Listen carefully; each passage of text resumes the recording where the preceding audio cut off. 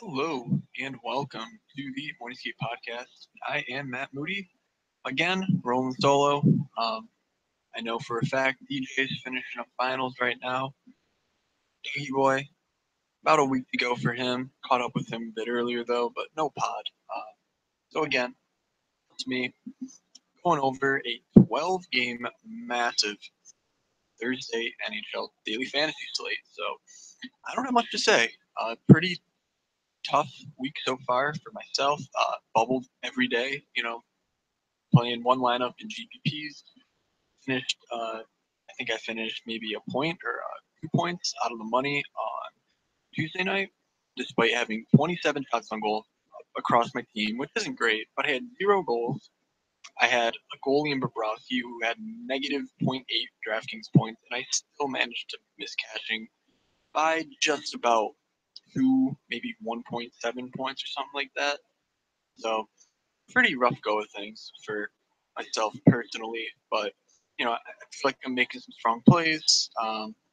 Maybe not quite catching the puck luck that some other guys might be getting, but we travel on, we persevere, and we head into a huge 12 game Thursday slate. So let's do it. Um, I asked for a few questions from our lovely group me. Again, if you're not a part of that, DM us on Twitter at MorningscapePod, as it's a good time. A lot of cool people in there, and it certainly makes my daily fantasy experience much more enjoyable. Um, so, in addition to some more micro level questions on this slate, um, good old William Herbert, after maybe a strikeout at the casino that he told us about a couple nights ago, he asked me about game theory, and essentially, he says, I'd love to hear about game theory with regard to exposure when multi-entering. Should we be overweight on a smaller group of lines? And should one-offs be part of lines that we're using in other lineups where possible? And then he asked about ownership and how that impacts things. I personally do not multi-enter. I do very rarely when I accumulate tickets across multiple days, but I know personally that is not my strength. So I think that's probably my first initial advice. Tournaments, multi-entry is not for everyone. I think you need to really be good at paring down who you want to play while still making sharp roster decisions on those teams. Uh, I certainly do not think that I do a great job of setting myself up for the best amount of success when it comes to multi-entering these tournaments, as either I go way too far in on a line that I love, or I simply, I find that one line that I really do like, and then I just surround it with a bunch of crap, simply because I can't build a lot of good lineups based off of that line. I don't have any specific examples. Again, I have not done it in a while, but for me, it feels like when I get too interested in playing different sorts of players, my lineups just tend to suffer. I'm much more of I want the optimal lineup. I want to watch one set of guys. If it doesn't work that night, it doesn't work. But when I hit it really well, and when it suffers, I lose. Nothing. I don't think there's any shame in that. Admitting when you lose, when you make poor decisions, it's a part of the game. Um, so really, for me, if I were to multi-enter, I absolutely, positively stick to a core of players. It doesn't have to be 100% exposure, but I certainly don't think you should be the person out there playing 10 lineups, playing like 10 different stacks across those lineups. Like, I really think it should be, all right, maybe 4 teams, and you do one with one, basically kind of do it like you play one team with the other three, and then that other team with the other two left over, and then the one, and then you kind of mix in from there. Some one-offs or some one-off stacks that you think maybe have some upside, or maybe even a game stack of sorts, or something along those lines. I don't even hate playing the same stacks and then just rotating one-offs.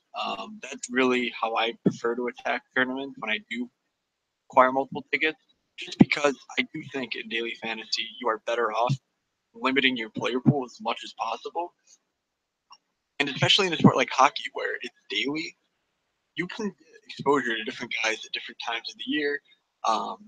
Football is much more. I think it's much more reasonable to multi-entry because you spend so much time on one week and you only get 17 of them. In hockey, you get something like 150 slates. I certainly have not done the math there, but that makes sense to me. So really, you're not missing out on something if you play just one lineup a night. For me, it feels like I spread myself too thin and play some suboptimal plays that really I would just be better off not playing at all and going with the guys that I really love, that I really want to get in my lineups. So that's really how I attack it. Hopefully that kind of answers your question. And then I got some more slate specific things, so we'll touch on that as we go.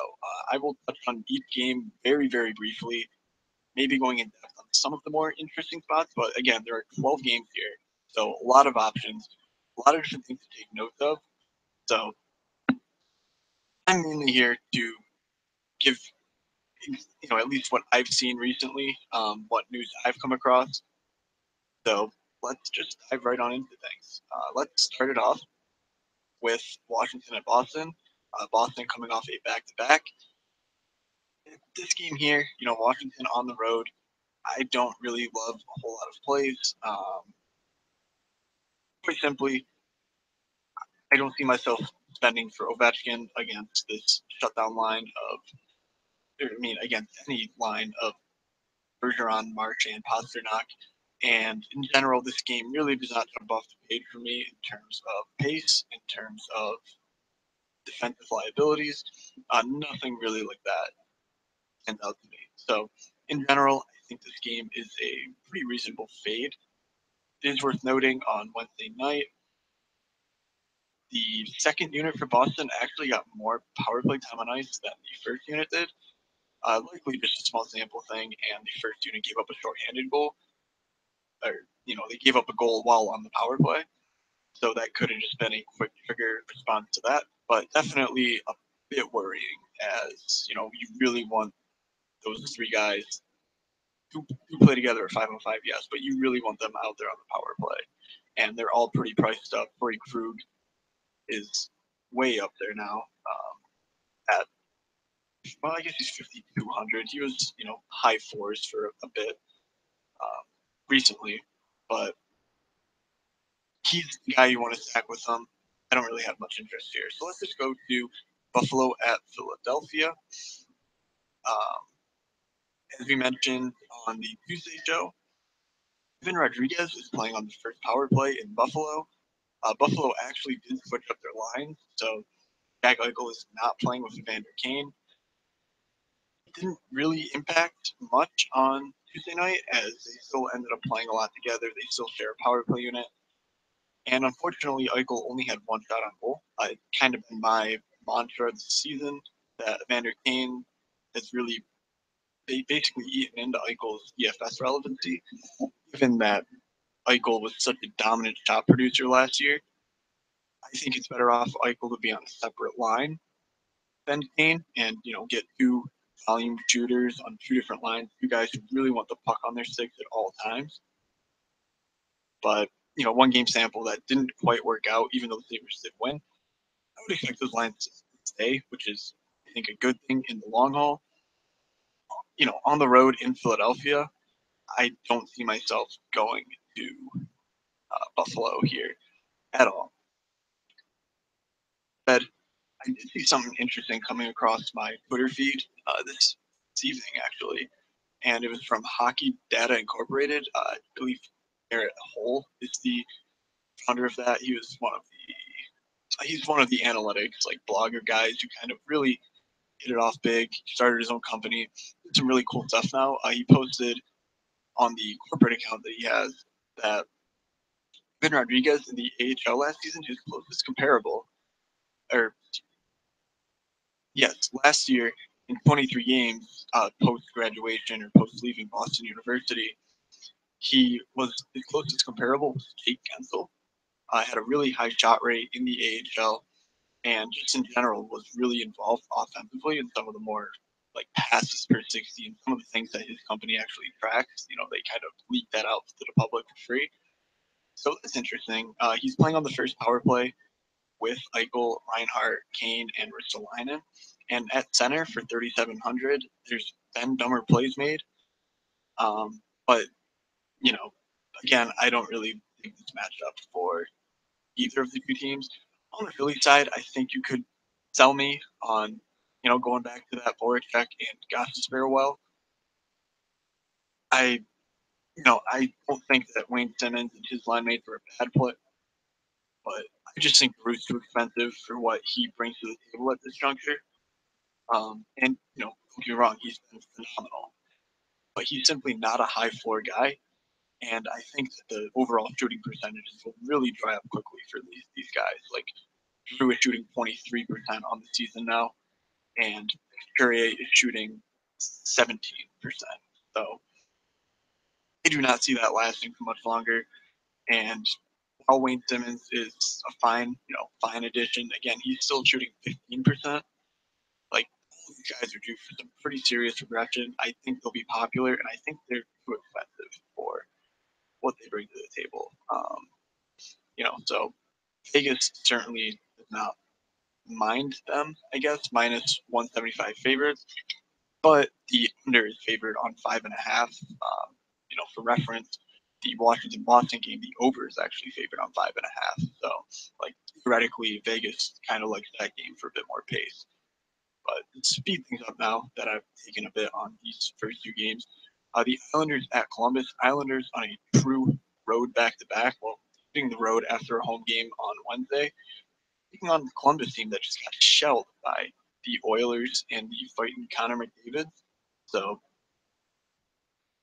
Columbus, I think here, news to note is that Dubinsky is out for about 2 months due to basically the Ryan Getzlaf injury. Like he got hit in the face and in the eye area, and really just messed up his entire face. So really sucked for him.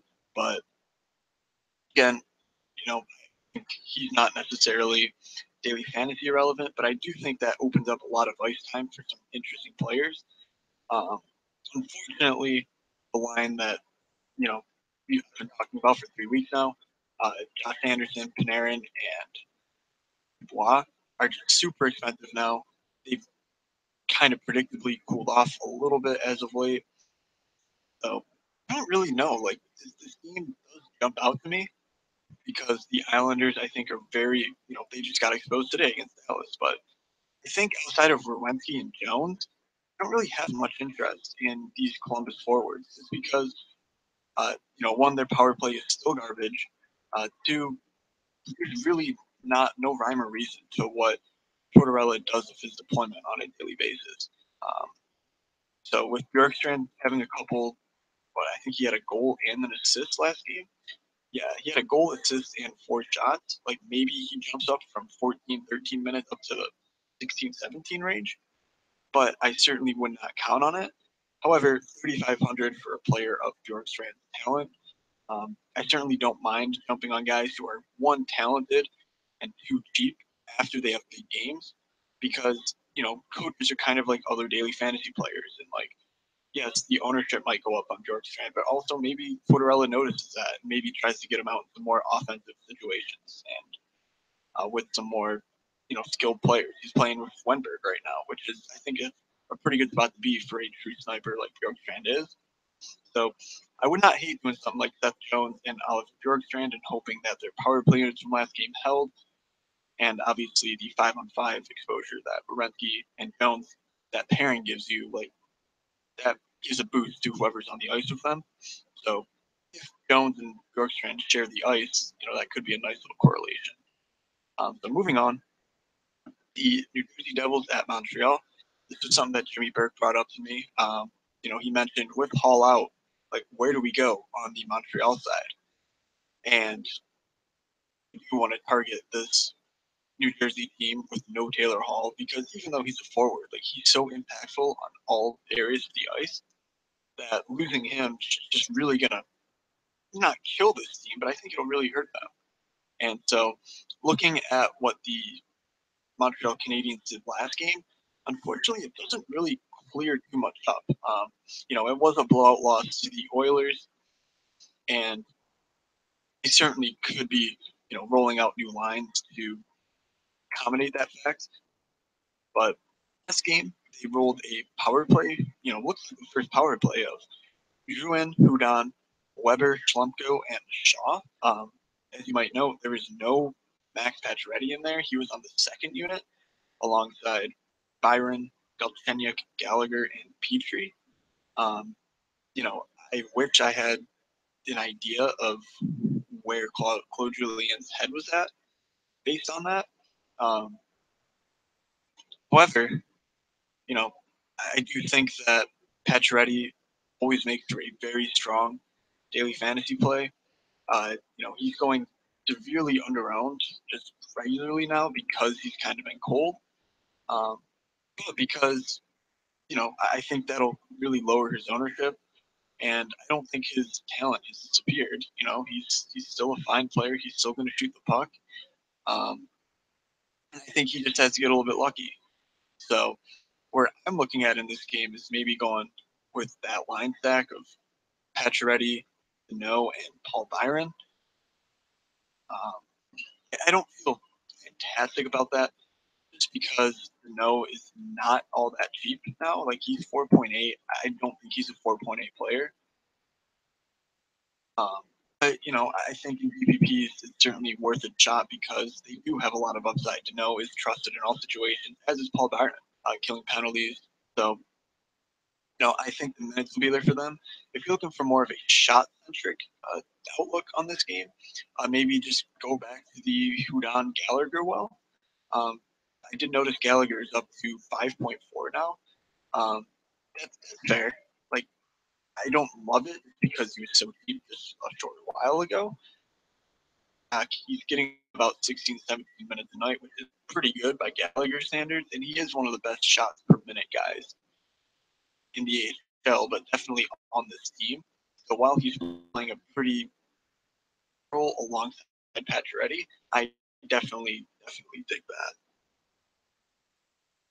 that. I think your top would be that Pacioretty Gallagher and just kind of ignore Byron, but certainly in GBPs, poorly at 7-5 is also a pretty defense. You know, really want to say that a guy like Shea Weber, 1,000 is like a great play. But I'm still all in on buying 6,800. I don't think that'll be. I think you'll be massively, massively owned as well. I simply do not care. Any matchup, anything at 6.8, I'm just playing it. Kind of helpful that I only play one lineup because making an all-in play like that isn't quite as bold. So really, I don't think Shea Weber is in play given the price disparity between him and. However, Petrie at 3,800 is playing a lot of minutes, has a pretty decent floor, and he actually has 6 points in his last 10 games. So you could try and ride. Maybe picks up a point, blocks a few shots, gets a couple of shots on goal, and there's a 4 or 5 point game for only 3.8. And he does correlate with Pacioretty on those power play units from their last game. So from there, let's go to St. Louis facing Anaheim. Ryan Getzlaf came back. I'm like, man, this is going to be so fun. Like, Getzlaf was out. Montour was crushing it on the power play. He was leading the league in goals by a defenseman. F went out, and the power play faltered, and the Ducks, generally just went off a cliff because that's what you do when you're missing, Cam Fowler and Ryan Kesler and Hampus Lindholm all for extended amounts of time. Did come back. He and Montour shared the power play, and Getzlaf comes back and he goes, I want your spot, bud. And Montour's like, oh, man. So we are at right now. Montour will not be on the first power play. Last game was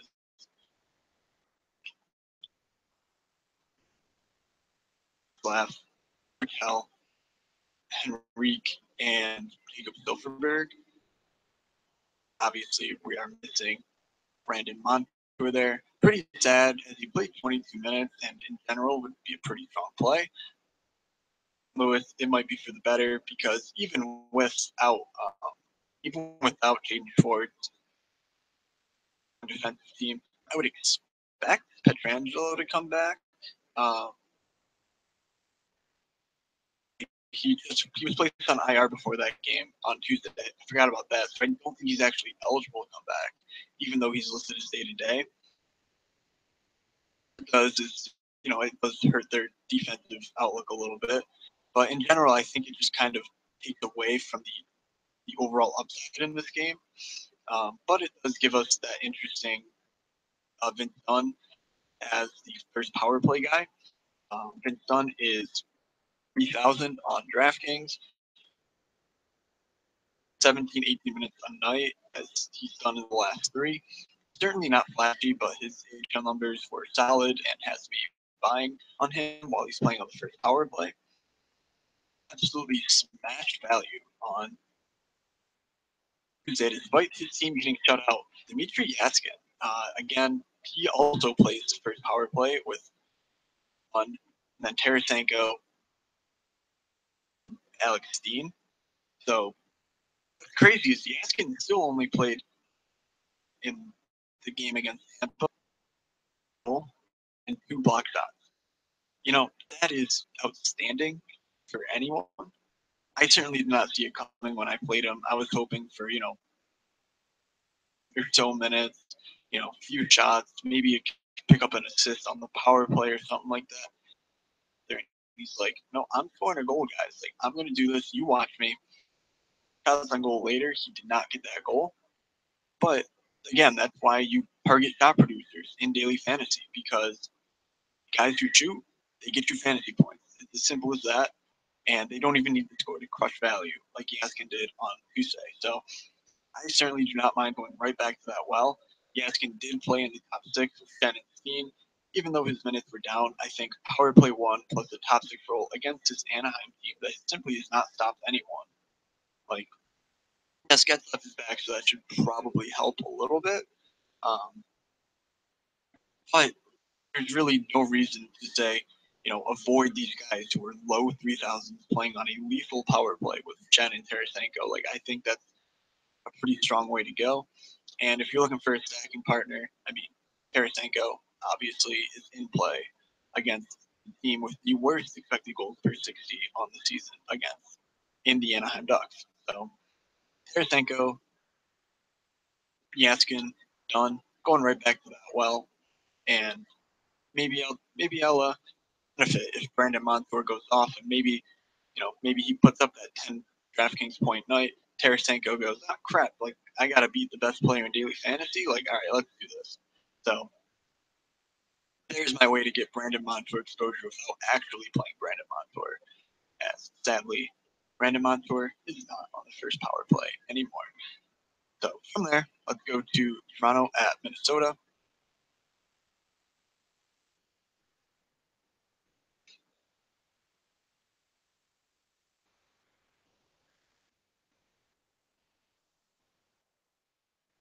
Austin Matthews will be out for Toronto.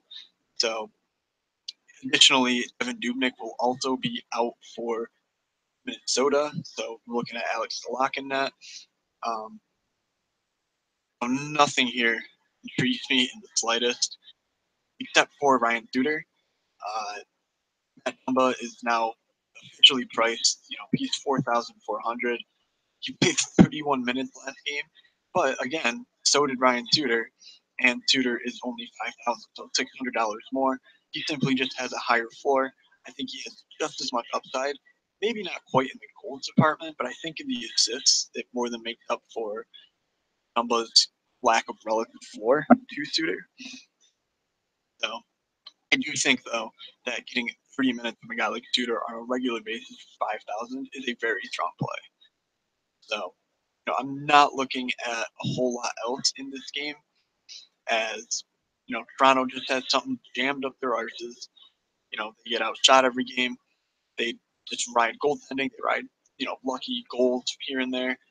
And even with no Matthews, they're still just winning. They're winning hockey games. So, you know, I will never hate attacking Minnesota, but I think given the way they've been playing, which has not been great recently, I am pretty fine just almost not full fading them, but just maybe a guy like Suter or someone like that. Toronto just spreads out their time on ice too much. Of the 31 teams in the NHL, Toronto ranks, I believe, 30th the other night. I saw a stat that basically compared the line time on ice, so like the number one guy's time on ice as a forward versus the number nine guy's time on ice as a forward, like on a nightly basis. And Toronto had the least, the lowest gap between those two numbers. So essentially, what that proves is that they are rolling their lines, and all their prices just really do not match the talent, minutes, opportunity uh, trifecta that I want for their prices. So I will just fade them against a strong defensive team in the Minnesota Wild. Chicago at Winnipeg. Um, yeah, I mean, the baseline pretty well on Tuesday night. They picked up 2 goals, and then Patty Kane iced it in overtime for them. So really, the big guns came to play for Chicago. I expected that to kind of resonate with some people in daily fantasy circles, and I do think Jonathan Toews is a pretty solid play. I mean, you look at his relative DFS profile and everyone around him. Even though he's the same price essentially as Barkov, Getzlaf, Couturier, McKinnon, Trocheck, all of those guys, I think he's comparable to any of them, and he saves you a little bit. I think he'll be, I think he'll go overlooked, and he's playing on the first power play with Kane and Isimov, Debrook, Keith, and he's playing on the first line in Chicago. Obviously, going to see a ton of minutes. But I do not hate that play against Winnipeg. Winnipeg is down Dustin Byfuglien. When he was out last game, Jacob Trouba went from no power play time to the first power play unit as where he was listed as playing.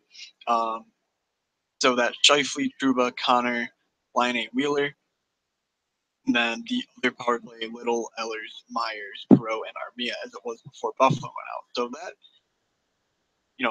rocket Trouba into daily fantasy relevancy just because guys going from no power play time to power play time will likely be underpriced, and Trouba averages 4 shots plus blocks per game over his last 10, and a little bit better than that actually on the season. So when you're looking at a floor like that for 4,500 in a decent matchup with power play one time, I think that's a really sharp way to go about things. Played 23 minutes last game, a slight bump in workload as well. So that's always nice to see. Still with Josh Morris, he was on the power play, scored a beauty on Monday night, but you know, just you can't always get what you want. So that's about it for this game. I think this game could be fun, but a lot of the guys are pretty expensive. So really just looking to grab some decent values where I can, and I think Toews is a pretty good value, at least relative to guys like an Isimov on his own team. And then Trouba and Keith are pretty solid plays. Power play one, a lot of minutes, and decent floor plays. So at Colorado, surprisingly, Evgeny Dadonov returned on Tuesday night. However, he did not play on the first line, nor did he play on the first power play. They remained status quo, and Dadonov slotted in on the second unit for adult strength. So that keeps the guy like Nick Bukestad on the peripherals of fantasy relevance. I'm still worried that now that for every game Dadonov plays, he could just be closer to feeling well enough to play. But as long as Bukestad is listed on that first line, I don't see Dadonov feeling too much of his workload. Uh, he's still a very solid shot producer. He's obviously got point upside playing alongside Barkov and Huberdeau. And going against Colorado, I mean, I think that's a pretty strong play for only 4.1. Ekblad almost up at 5,000 now. certainly been worth it if you've been just playing him night after night lately. So, he's listed on the first power play as well. Been playing there. I don't see Dadonov stealing his spot either. So, you know, unless we get some confirmation about what they're doing, I think Ekblad and Bukestad both remain in play. I just, I don't really see myself going to the Barkov Cooper well. I mean, I love those guys to death, but what can you do? Kotek is an interesting one-off play as his shot. I mean, his shot rate has been absolutely ridiculous lately. Over his last 5 games, he's at almost 8 shot attempts per game. Again, this is for a center, like who was basically in the mid fives, but DraftKings has certainly caught up to it. In addition to those crazy shot attempt numbers, his shots on goal over his last 10 games, 48 shots on goal, picks up an additional 11 block shots. Like this guy is doing it all for you. Block plus shots. Let's just play this game. Over its past, let's just call it, 6 games is a pretty, very biased way to cut the data, but let's just do it. He has 9 shot plus blocks, 7, 5, 5, 6, 10. The last game he had 10 shots plus blocks. Again, this guy's playing a ton of minutes. His price is insane at 6.7. However, you can't argue floor, you can't argue value. So in a pretty good matchup, I'm totally fine with it. So that's about the only guy I would really suggest in cash games outside of the Ekblad Bukestad kind of value corner. Um, you know, love McKinnon like a second son, I guess, like a third son, but just not really doing it for me on a full game slate, playing someone who is employed by the Colorado Avalanche. So let's go to San Jose at Calgary.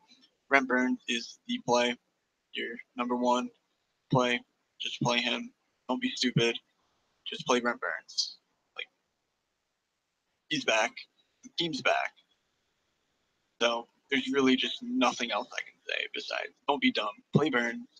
Um, on the first power play now is Thomas Hurdle. So I really, really like that Thomas Hurdle play at 4,600. Him and Burns pair remarkably well.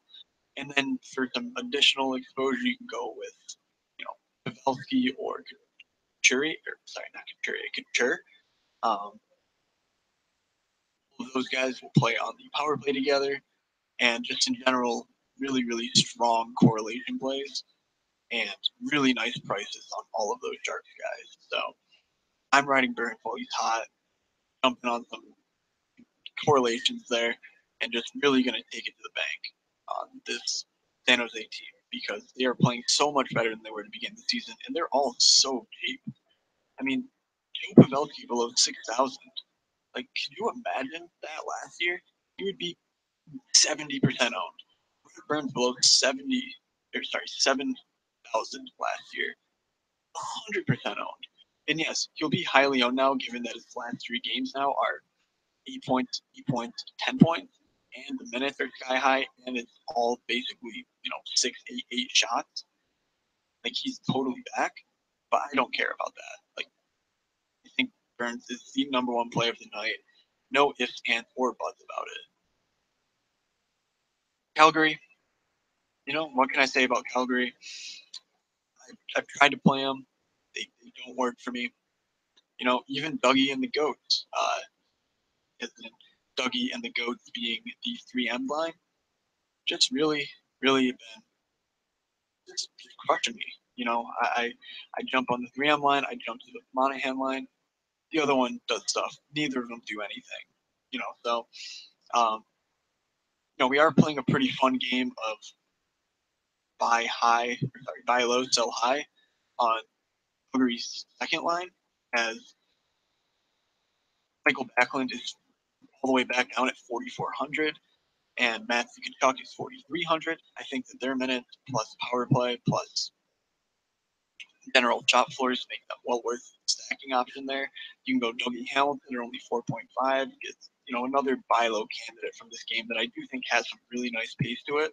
On a 12-game slate, both of these teams fit snugly into the top 5 in terms of expected expected goals over the last 10 games, and each have a pretty high Corsi pace over those 10 games as well. So could be some good fantasy goodness here. I love the prices on most of these guys, so I would expect a lot of my attention to go to this game initially. All right, last 3 games before we close out a much longer show than I thought we would be getting. Nashville at Edmonton. Important news for Nashville is that Ryan Johansson is back in the lineup. I don't think that makes any of these guys play on a back against an Edmonton team that just put up a touchdown on Columbus on Tuesday. However, definitely worth maybe someone like Roman Josi at 6,700. It's a tenth of the ownership that Brent Burns does, and it doesn't take more than 5 block shots, 2 shots on goal, and a couple goals for Josi to be slate breaking. And if you have him in Burns, maybe he only gets 3 or 4 fantasy points given his shot floor and no points. If you can triple up Burns' score or something with a huge Roman Josi night, never a bad way to go about things. However, certainly not optimal. So, other than that, I mean, Victor Arvidsson's been incredible, but he's also been priced like it too. Certainly leading his team in shot rate and playing a ton of minutes now. So I think he's actually kind of due for some positive regression in the point department. But 6,700 isn't necessarily a buy low spot for that. No one else here really interests me all that much. I just wish Jesse Puljujärvi would get a shot on the power play, as he is way too good to be 3,800 while playing on Connor McDavid's line. But I just think there's better value here, and I think there's better ways to go about building a lineup than playing a guy with no power play time in a tough matchup against a Nashville team that I think is pretty sound defensively. So that's about all from this game. Tampa Bay at Arizona. Geez, another game where they're like, man, these guys are going to be piled on because Kucherov, Stamkos, Domestikov even simply incredible. Um, really, I can't say any bad things about them. And Kucherov is my top play from this game. He is just incredible, man. Like, thought it was interesting when Stamkos came back, and it was like, oh my god, like they're getting their best play. Like, Stamkos is incredible, but Kucherov is next level.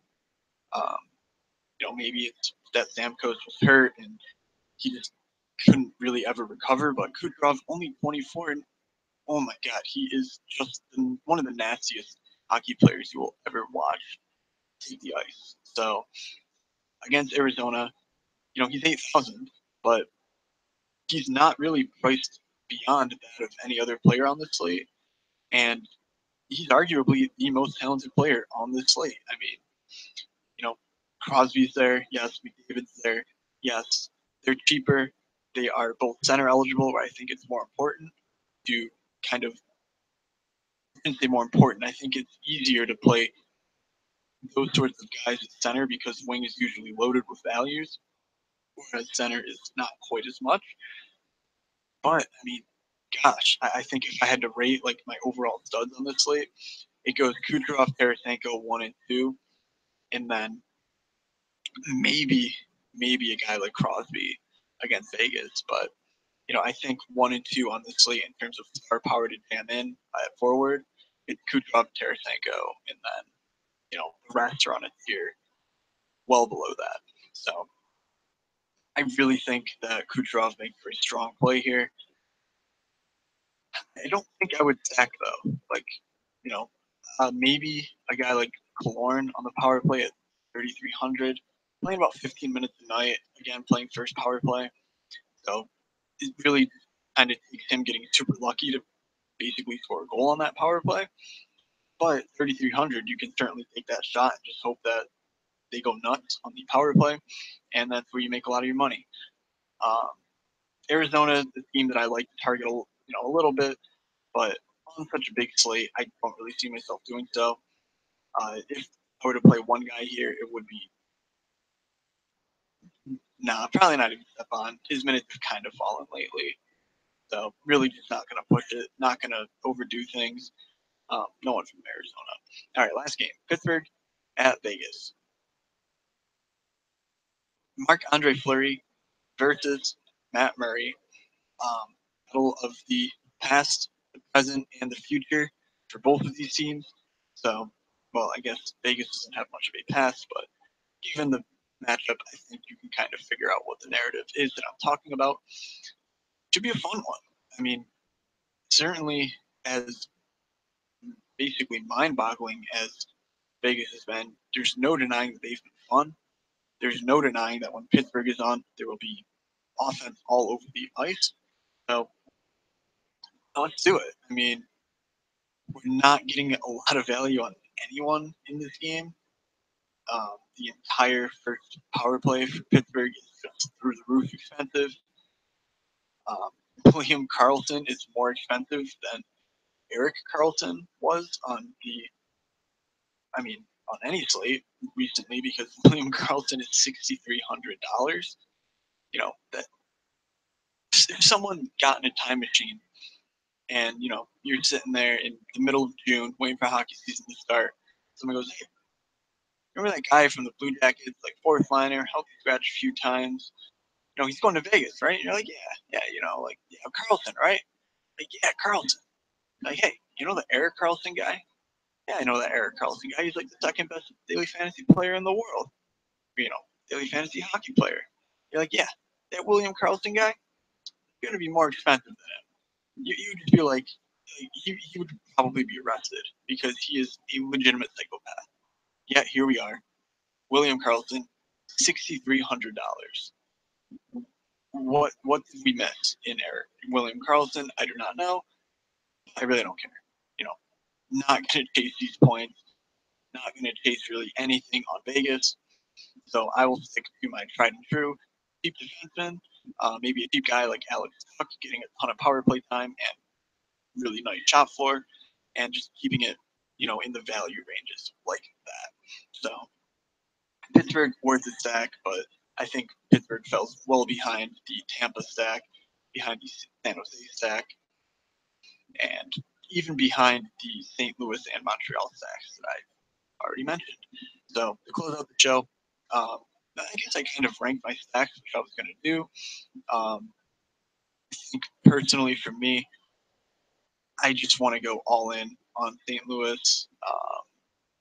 While there's so much value here, and while Anaheim has such dismal expected goals metrics, I do expect it to rebound, but I don't think it'll be right now, given that Hampus Lindholm is still on DL.